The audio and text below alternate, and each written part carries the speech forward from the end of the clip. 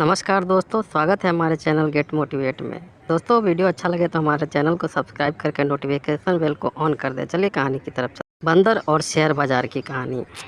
एक बार की बात है, एक गांव में एक शहर का धनी व्यक्ति आया। उसने ग्रामीणों से घोषणा की कि वह प्रत्येक बंदर को 100 रुपया में खरीदेगा। गाँव वाले बहुत खुश थे। आखिरकार पास के एक जंगल में सैकड़ों बंदर थे। उन्होंने बंदरों को पकड़ लिया और अमीर आदमी के पास ले गए। उसने सैकड़ों बंदर खरीदे और ग्रामीणों द्वारा दिए गए प्रत्येक बंदर के लिए 100 रुपया का भुगतान किया। वे जंगल से बंदरों को लाकर और अमीर आदमी को बेचकर अपनी जीविका चलाने लगे। जल्द ही जंगल में बंदरों की कमी होने लगी, जिन्हें पकड़ना आसान था। इसे भांपते हुए अमीर आदमी हर बंदर के लिए 200 रुपया देता है। ग्रामीण अभिभूत थे। वे वापस जंगल में गए, जाल बिछाया और बंदरों को पकड़ा और अमीर आदमी के पास ले गए। कुछ दिनों बाद अमीर आदमी ने घोषणा की कि वह प्रत्येक बंदर 300 रुपया देगा। ग्रामीणों ने पेड़ों पर चढ़ना शुरू कर दिया और बंदरों को पकड़ने और उन्हें अमीर आदमी के पास ले जाने के लिए अपनी जान जोखिम में डाल दी। जिसने उन सभी को खरीदा, जंगल में कोई बंदर नहीं बचा था। एक दिन अमीर आदमी ने घोषणा की कि वह और बंदर खरीदना चाहता है, इस बार 800 रुपया प्रत्येक के लिए। ग्रामीणों को इस बात पर विश्वास नहीं हुआ। वे और बंदरों को पाने के लिए बेताब थे।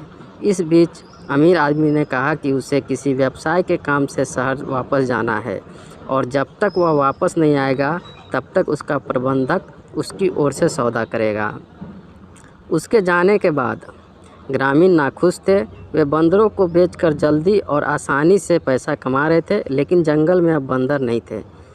तभी अमीर आदमी का मैनेजर बीच में आया।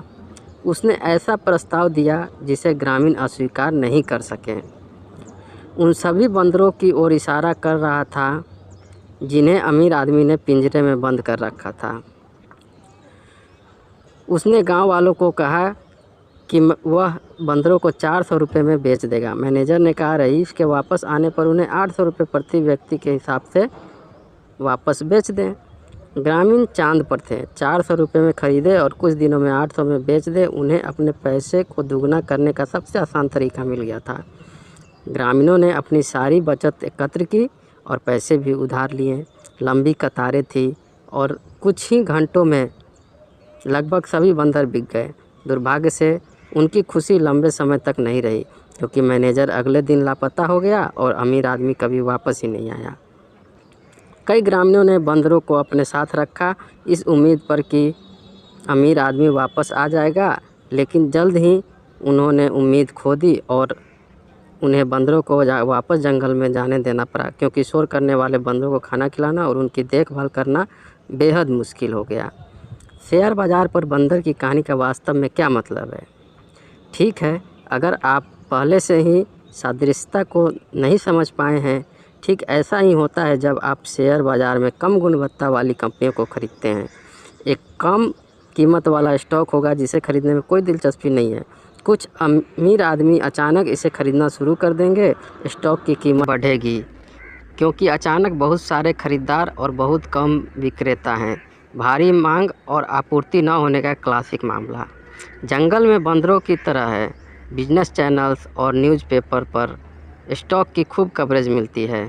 ये अमीर आदमी बल्क एसएमएस भेजने, लोगों से भारी रिटर्न के लिए शेयर खरीदने के लिए कहने जैसी तरकीबों का भी इस्तेमाल करेंगे। नए और अनुभवहीन निवेशक अपने निवेश को दुगना और तिगुना करने की उम्मीद में उनके झांसे में आ जाते हैं और अंत में बड़े खिलाड़ी जिन्होंने स्टॉक को जल्दी खरीद लिया था जब कोई नहीं चाहता था, इसे अनुभवहीन निवेशकों को उच्च कीमत पर वापस बेच दें। शेयर बाज़ार में इस समय कुछ कंपनियों में भी ऐसा ही हो रहा है। एक अच्छा दिन कोई खरीदार नहीं होगा और केवल विक्रेता होगा। जिन लोगों ने वृद्धि के अंतिम चरण में स्टॉक खरीदा वे अपना पूरा निवेश खो देंगे। वे कुछ वर्षों के लिए बंदरों शेयरों को अपने पास रखेंगे, इस उम्मीद में कि स्टॉक की कीमत वापस बढ़ जाएगी। यह नहीं होता है और कहानी वहीं समाप्त होती है।